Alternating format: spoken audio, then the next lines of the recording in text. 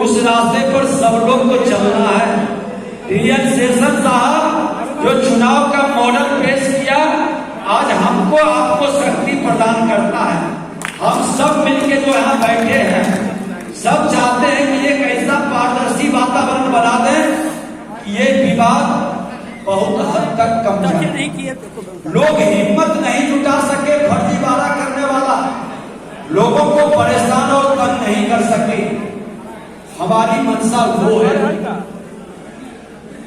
इस नीति और नियम के साथ बीते 12 दिसंबर से भूमि सुधार कल्याण संवाद का हमने शुभारंभ किया है। हमने जिले के राजस्व प्रशासन से जुड़ी सभी अधिकारियों, कर्मचारियों, यहाँ तक कि जिला अधिकारी, पुलिस अधीक्षक और आयुक्त सबके साथ मिल बैठकर समस्या को समझने और सुलझाने का प्रयास किया है। विभाग की ओर से रजिस्ट्रेशन स्टॉल लगाकर अंचलवार लोगों से आवेदन दिया गया है। महाअभियान के माध्यम से भी इसको समाधान का हमने वातावरण बनाया है। उनमें से अंचलवार कुछ चुनिंदा आवेदनों पर तत्काल संज्ञान लिया गया है, लेकिन सभी आवेदन को हमने एक नजर देखा है। अब एक ही तरह का विषय वस्तु है, उसमें एक उठा करके अब दाखिल खारिज, तो दाखिल खारिज से जुड़ा हुआ विषय का एक को हमने सुना और उसी के आधार पर बाकी दाखिल खारिज भी समाधान मेरे पदाधिकारी करेंगे। 15 दिसंबर को हमने लखीसराय में भूमि सुधार कल्याण संवाद किया। 18 दिसंबर राज्य के सभी एडीएम, पीसीआर, सीओ को पटना में बैठक बुलाकर हमने निर्देशित किया। तीनों जगह पर हमने साफ संदेश दिया कि विभाग की कार्य व्यवस्था के केंद्र में हमारे लोग हैं, बिहार की जनता है। उनको पारदर्शी, जिम्मेदार, ईमानदार व्यवस्था मुहैया कराना हमारी प्राथमिकता है। किसी भी प्रकार के बिचौलिया, दलाल, भूमाफिया की संलिप्तता और अवांछित हस्तक्षेप बर्दाश्त नहीं किया जाएगा।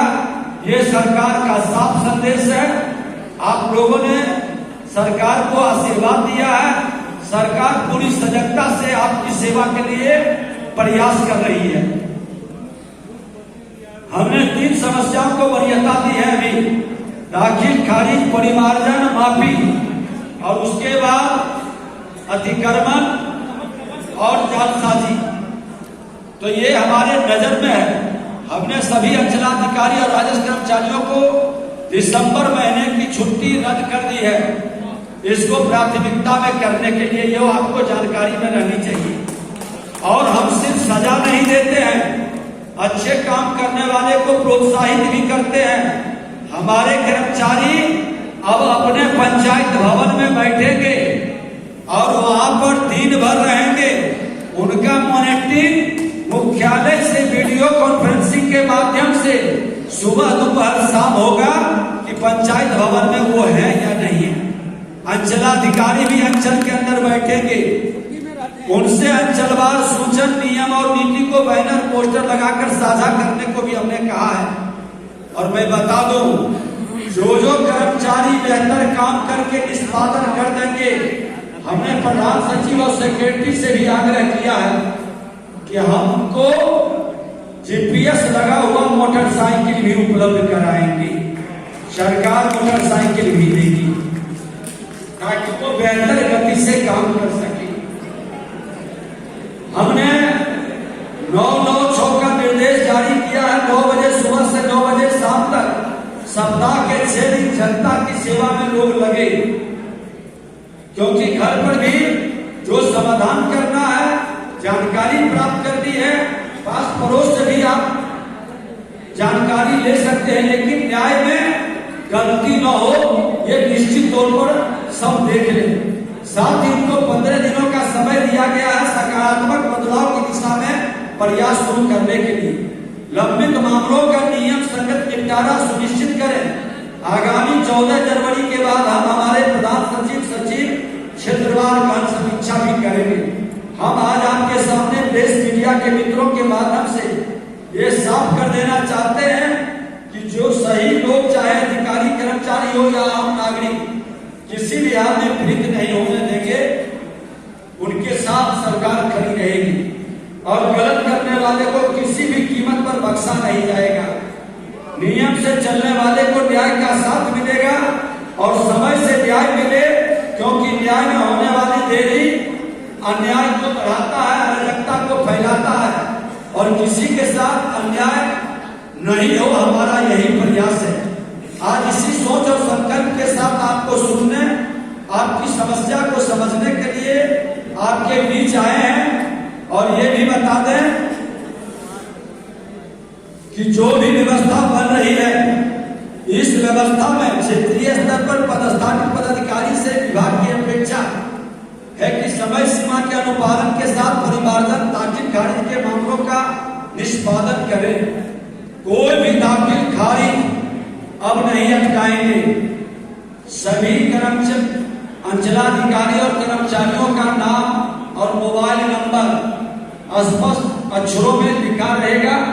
ब्लॉक अपने अंचल के आगे जमाबंदी को समय सीमा के भीतर त्रुटि रहित बनाना, लघु सीमांत किसानी भूधारियों को सरकार की योजनाओं का समुचित लाभ मिल सके। आपके इस सेवा से कितने का उद्धार हो सकता है? हम लटका के रखते हैं तो वो कई योजनाओं से सरकार का वंचित होता है। इसलिए इसका समाधान समय पर करें। गलत कारणों से आवेदन को स्वीकृति देने या विवाद की प्रवृत्ति को समाप्त करना हम सबकी जिम्मेवारी है। भूमि विवाद को रोकने के लिए माफी में एकरूपता, स्पष्टता, उसका वीडियो भी बना करके रखें।